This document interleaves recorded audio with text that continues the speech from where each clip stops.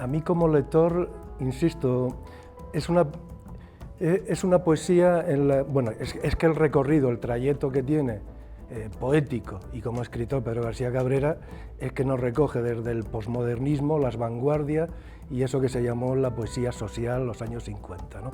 Es claro, es toda una trayectoria tan amplia, tan variada, que es inabarcable. Alguien decía, es que si Cairasco puede ser el padre de las letras canarias, bueno, pues es que Pedro García Cabrera nos representa a todas las islas, a las que a todas les dedicó poema, y nos representa sobre todo por ese concepto de creer en la esperanza. Ese libro, La esperanza nos mantiene.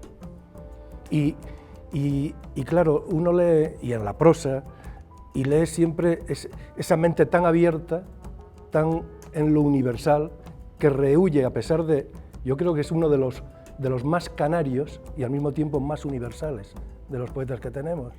No cae en el folclorismo, no cae en lo dogmático ni en la demagogia, siempre con ese sentido universal, que además uno se siente muy bien cuando lo lee.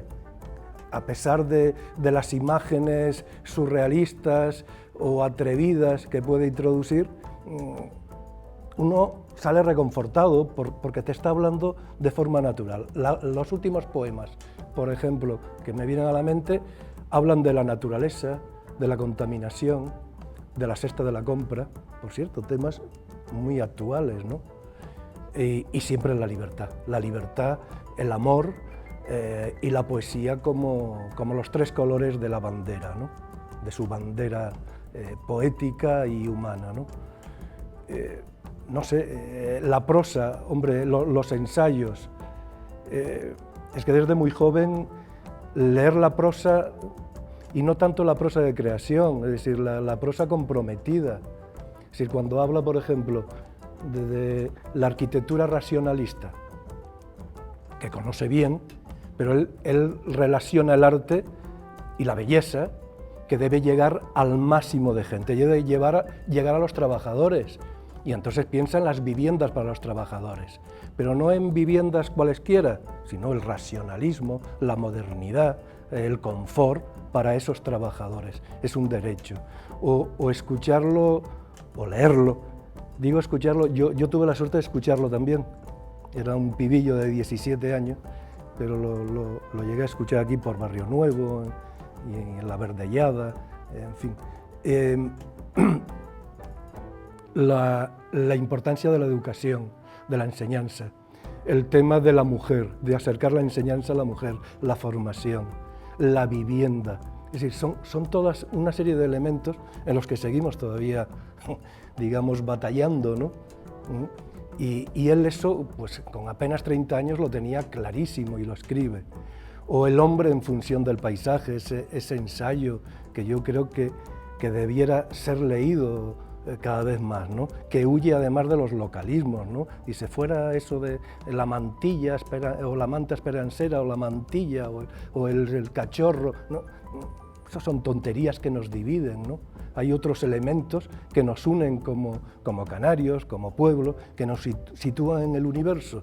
Y ahí está el mar, la libertad, las ansias de libertad, y sobre todo eso, la belleza, sí, que pueda llegar al máximo de personas. Ese sentido colectivo de lo que creamos no es mío, es para todos, me parece, no sé, importante.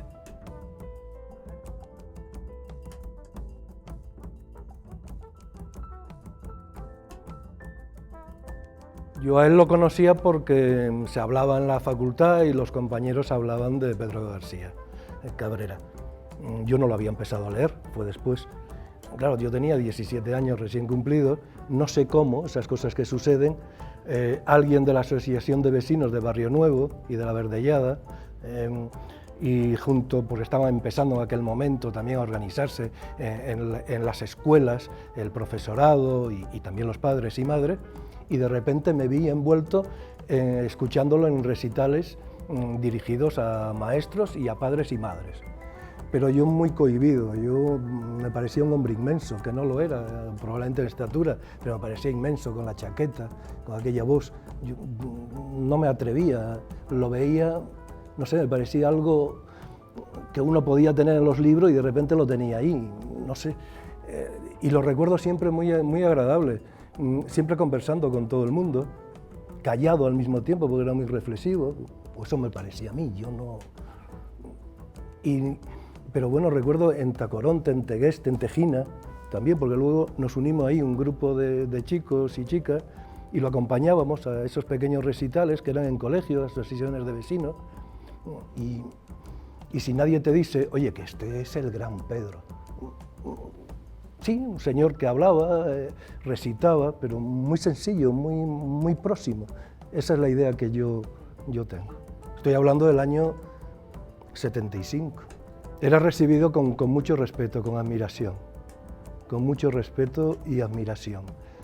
No sé, tenía algo, abría a la gente a hablar, a contarle cosas, pero sobre todo con mucho respeto, con admiración. Era Pedro, no era García Cabrera, era Pedro.